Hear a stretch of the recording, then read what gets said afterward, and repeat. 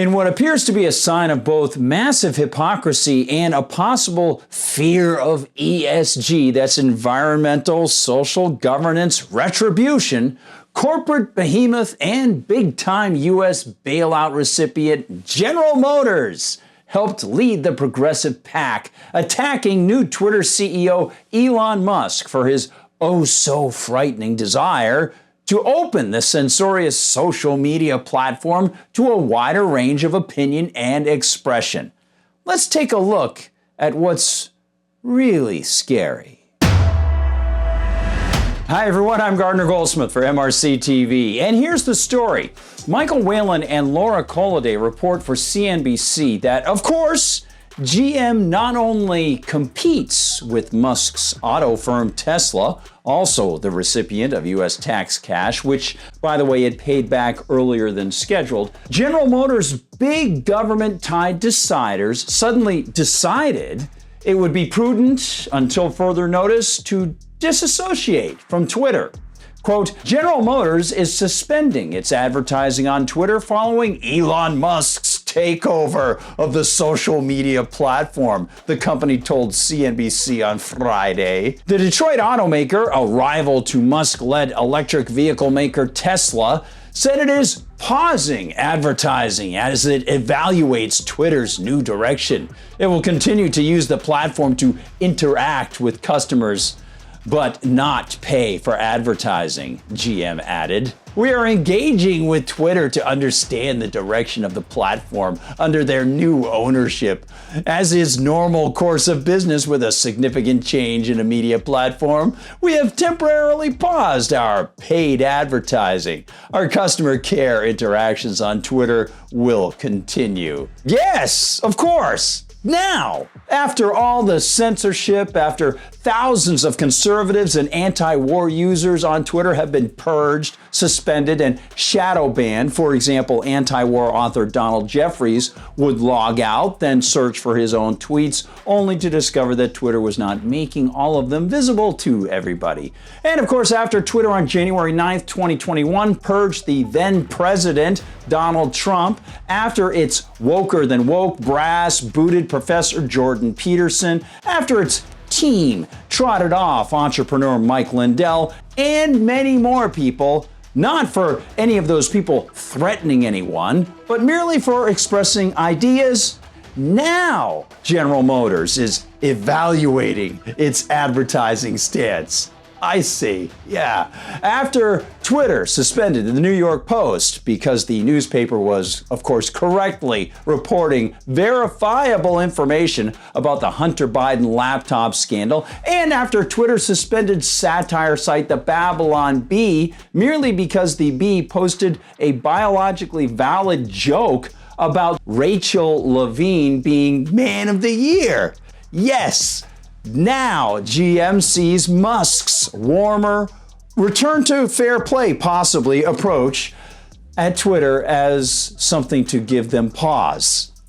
Perhaps some of us who believe in the salutary power of conversation and journalism might find this odd, even a wee bit hypocritical.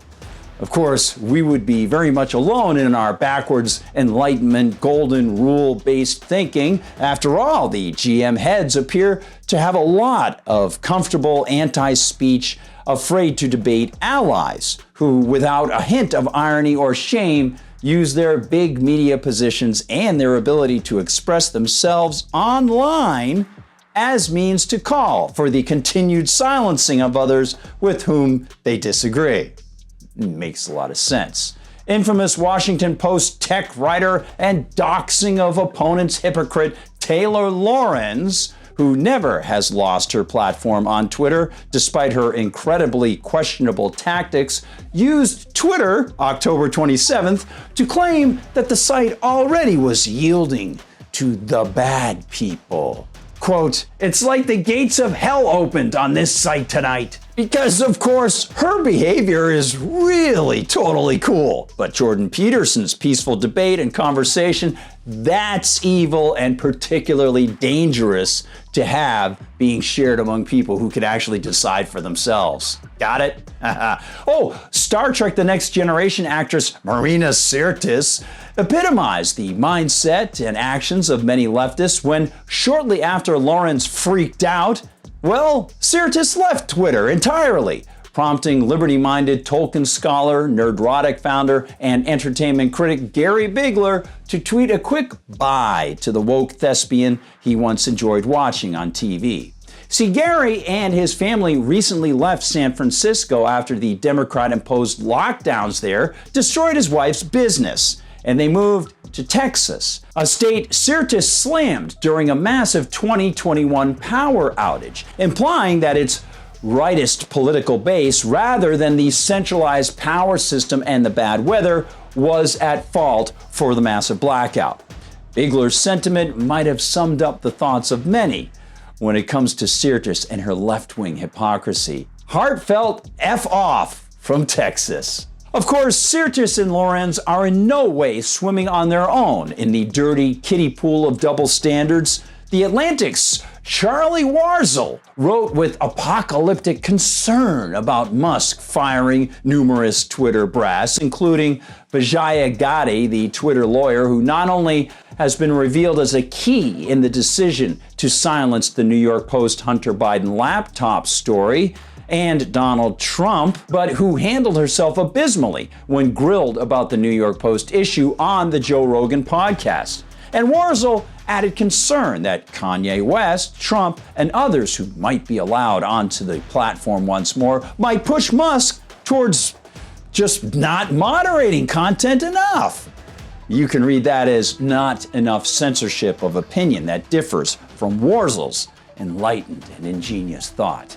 As author and satirist Konstantin Kisin tweeted October 28th, quote, "What's interesting is that the people complaining about @Elon Musk taking over Twitter have absolutely no reason to fear censorship, bans, or shadow banning.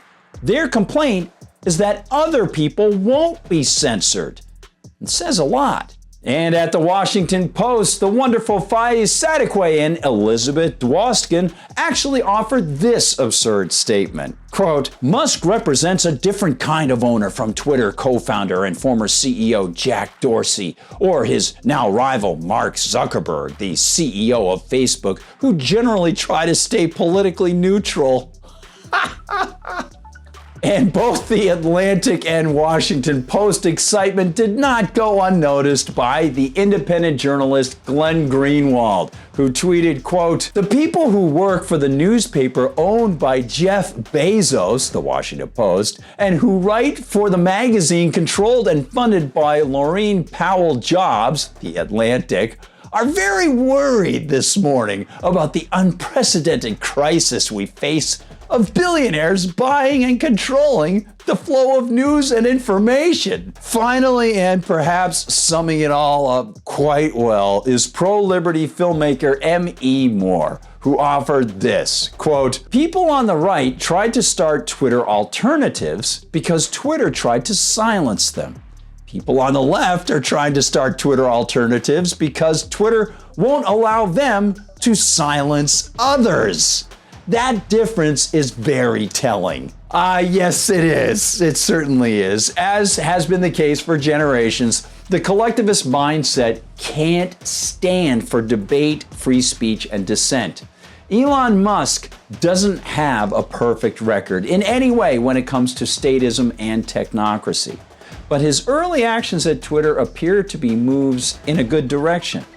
And it's a direction that reveals the authoritarianism and hypocrisy, not only of many celebrities, but of many so-called journalists and big corporate heads who long ago discarded fair treatment of others and embraced propaganda, censorship, and now seem to be embracing ESG as their bread and butter. Thanks so much for watching, everybody. Thanks for being kindred spirits. Thanks for keeping the smiles coming during these frustrating times. Remember, if you're watching us on Rumble, that's our go-to place now. We really appreciate the Rumble folks not censoring us. We are, of course, still on YouTube, where occasionally we do get censored and it's difficult. On either one, please make sure that you like and subscribe, and please share the videos. That is really key. Please visit MRCTV.org, MRCTV.org. Open a new tab, check it out, and send out some of the stories that are there. And of course, follow us on Twitter, on TikTok, on Parler, on Instagram, and the Facebook MRC-TV page, which is very, very active. You can find me at Gab as @GardnerGoldsmith and on Twitter as @GuardGoldsmith. For MRC-TV, I'm Gardner Goldsmith.